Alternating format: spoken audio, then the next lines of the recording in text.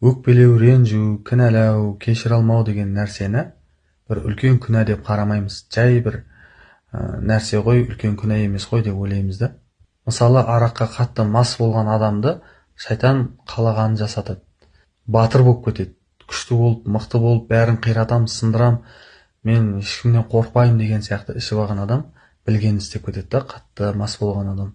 Сол сияқты өкпе, ренішке көп жиналған ыза, кек, сондай жамандықты, негативті көре беретін адам. Ол да сондай халге жетеді. Оны да шайтан білгенін істетіп, билігін жүргізеді. Анау саған жамандық жасады, анау саған арамдық істеді, сен де оған жаса, сен де оған істе деп, ішпесең де сен, шекпесең де сондай арамдыққа, қулыққа, ашулыққа, қылмысқа, неше түрлі нәрселерге барып қоюың мүмкін. Іште жинап бір күні жарыласың деп айтады ғой.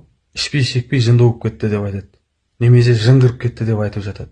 Сол үшін ол өкпелеу, ренжу, кінәлау деген нәрсені жай нәрсе деп қарамаңыздар. Үлкен күнәдан кішкентай күнә жаман деп айтады негізі. Үлкен күнәні адам жаман екенін біледі де, қорқып бір күн тәубесіне келіп қойып кетеді дейді. Ал өкпелеу, ренжу деген бір кішкентай күнә деп ойлаймыз да, жүре береміз, сонымен бір күні нервный боламыз, псих боламыз, жынды боламыз, қиратамыз, сосын бәрін қиратамыз. Сол үшін сондай нәрседен сақ болыңыздар.